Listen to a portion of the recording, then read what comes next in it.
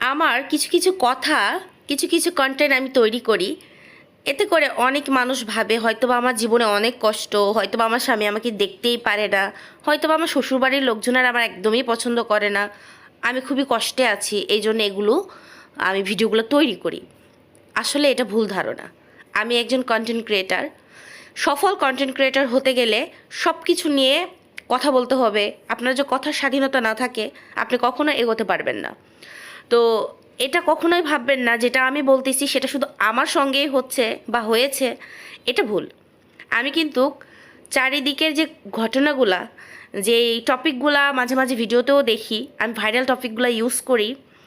যেমন একটা কিছুদিন আগে হচ্ছে শর্টে আমি বলেছিলাম যে আমার জীবনে কিছু কিছু মানুষ এমন যে তাদের যদি আমার সামনে কুকুরেও ছিঁড়ে খায়, আমি তার উপরে লবণ ছিটিয়ে দিব, এতে করে কুকুরটা যেন মজা করে খেতে পারে।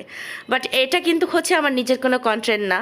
আমি একটা আপুর দেখেছিলাম, তো কন্টেন্টটা আমার ভালো লেগেছিল, কারণ প্রত্যেকটা মানুষের জীবনেই কিন্তু খারাপ মানুষ এসে থাকে বা অপছন্দের কিছু মানুষ থেকে যায়, কারণ তারা জীবনে হয়তো বা তার অনেক বড় ক্ষতি করেছে বা এরকম কোনো কিছু একটা হয়। তো এখানে অনেকে কমেন্ট করেছে কতটা কষ্ট পেলে এই ধরনের কথা বলতে পারে বা কত কি, মানে যাই হোক, আর অনেক কিছু কমেন্ট এসেছে, যাই সেটা নাই বা বললাম। তো এটা সিরিয়াসলি কেউ কখনোই নেবেন না, কারণ আমি হচ্ছে সব মানে চারিদিকে দেখে বা মোবাইলে ভাইরাল টপিকগুলো থেকে আমি হচ্ছে ভিডিওগুলো তৈরি করি। এটা হচ্ছে আজকে এই ভিডিওর মাধ্যমে আমি ক্লিয়ার করে দিলাম।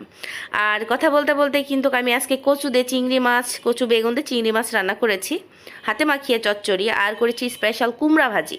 এটা হচ্ছে মিষ্টি কুমড়া ভাজি। মিষ্টি কুমড়াটা হচ্ছে এরকম করে লম্বা লম্বা স্লাইস করে ঠিক বেগুন যেভাবে মাখাই, ঝাল লবণ হলুদ সামান্য বাটা মশলা আর একটু তেল দিয়ে ভালোভাবে মাখিয়ে রেখেছিলাম বেশ অনেকক্ষণ।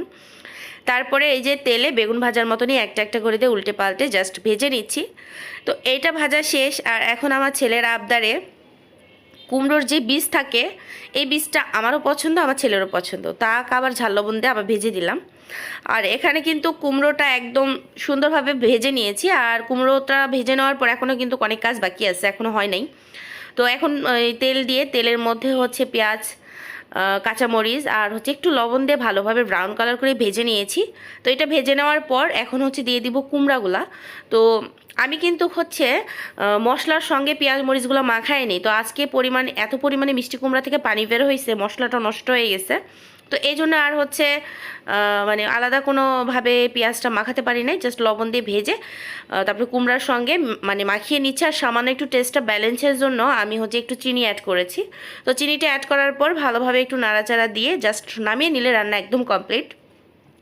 তো আজকের কুমড়া ভাজি আপনারা যদি না করে খান, মানে মিষ্টি কুমড়া, অবশ্যই একদিন হলো বাসায় ট্রাই করবেন, খুব মজা লাগে খেতে।